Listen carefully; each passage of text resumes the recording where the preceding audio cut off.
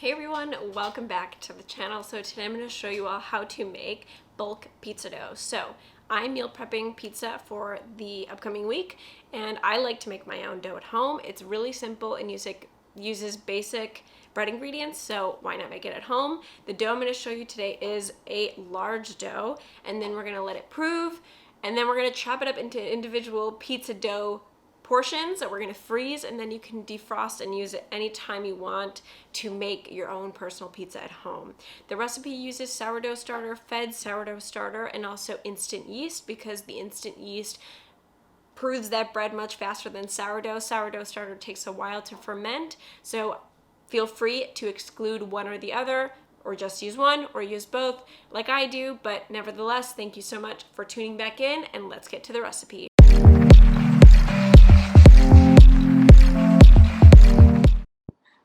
Hello y'all, and welcome back to the channel. Start by heating up your water about 1,050 grams to about 110 and 150 degrees Fahrenheit. I actually ended up using some active yeast instead of instant yeast. Feel free to skip this step if you're using some instant yeast, but nevertheless, when you use active yeast, you gotta warm up your water, add your active yeast to it, and then a sort of sweetener to engage that process of the yeast to bloom. So I chose to use some agave nectar, about 2 tablespoons worth, and I let it rest and bloom until nice and frothy on the top.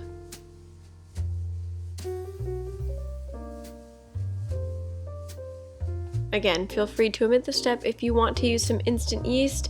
I know I said I used instant yeast in the introduction, but I opted for active dry yeast because I haven't used mine in a while.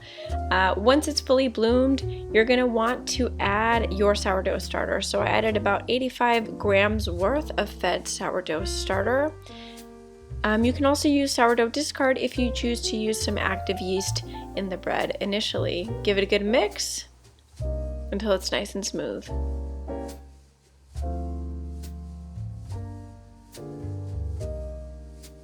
Now, because we're making some pizza, I wanted to have a robust, nice, soft bread, and of course I chose olive oil as my fat, and I added this with the wet ingredients, giving it a good stir.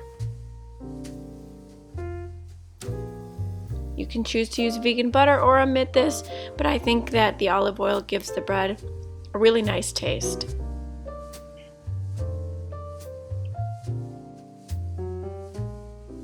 Now we're going to be adding mainly all-purpose flour and just a little bit of whole wheat flour. That whole wheat flour won't overpower the taste of the bread, but rather will add a nice nuttiness, and of course we'll add some salt for flavor into our bread. And now my favorite part of making any dough is mixing it all together. So this step is the initial mixing stage, and we're gonna essentially not auto-lease it, but in a way allow the flour to absorb the water. The auto-lease stage normally doesn't include salt and yeast, depending on who you're talking to, but because I'm using instant and active yeast, or you will be using instant and active yeast, you can sort of play around with the verbiage, but either way, you're going to mix it until it's super nice and there's no flour remaining in the bowl, and let it rest for about 15 minutes before engaging in a harder knead on a lightly floured countertop. And make sure to take out your bench scraper for this part, because normally pizza dough is a pretty wet dough. The doughs that you'll see at Mod or Blaze are typically pre-made, and they have tougher texture, but if you want pizza dough to have a nice crumb, to get that bubbly crust, the air holes inside of the crust, you want to use a wetter dough. So be sure to take out your bench scraper while kneading for 7 to 10 minutes.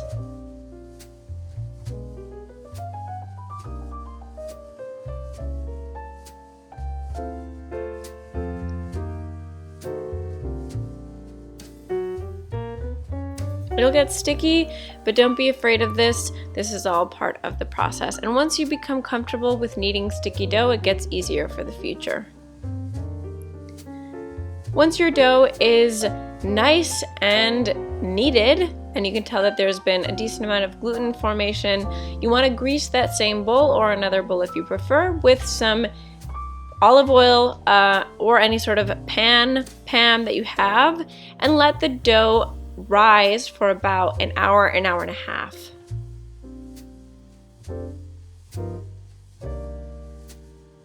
I like to prove my dough near my windowsill, and this dough will require 1 fold. So about halfway through the fermentation, you want to grab your large dough and then add a couple folds to it until the gluten starts to form. This allows the bread to have extra gluten, and of course it's a wet dough, so this folding process only helps your gluten formation.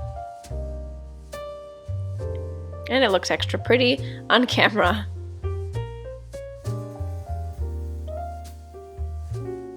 Be sure not to knock out a lot of the air from the dough, but just enough to where you can tell that the dough is clearly nice and taut.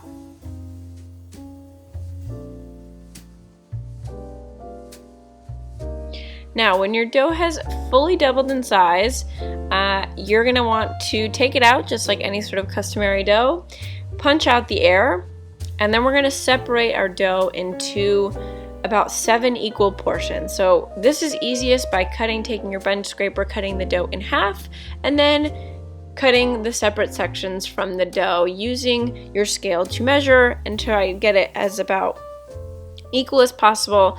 I sometimes grow tired of using the scale, so I eyeball it, and because it's pizza, it really doesn't make a difference. You'll have a larger pizza here and there and a smaller pizza, but that shouldn't be an issue. When you have your individual sections, you're going to want to form them into taut little boules, almost like a little ball. And so what I did is I take the outer edges and then I fold them towards the center, flip the dough over, and then with the bench scraper or my hands, just slightly add some tension to that outer surface of the dough, creating a nice boule as if they were 7 little boules. Because who doesn't love gluten and gluten formation in any baking video? When you have your gorgeous 7 equal sections of dough that will be used to make personal pizzas or pizzas to share with the loved ones, you will then put them into glass containers or any sort of Tupperware for storage. So I chose glass, so you want to grease the glass or the sort of plastic that you choose to put your dough in. You can also use plastic bags if you want, but I like to keep them in the glass container. It's a little nicer, a little neater. You can choose to do one of 2 things. You can put them into the refrigerator if you choose to bake them all within the next 2 days, or you can freeze the dough. If you freeze the dough, you can defrost it the day before you use it, or the night before, or even a couple hours before you're going to bake your pizza, and it will work just fine. With this dough, I chose to make a delicious pepperoni and mushroom vegan pizza, as well as a spinach artichoke pizza with some vegan ricotta on the top. Get creative, enjoy making pizza. Thank you so much for tuning in this Friday for another vegan tutorial, and subscribe for daily videos, daily shorts to be exact, and weekly full vegan tutorials every Friday. Thank you so much, and see you next time.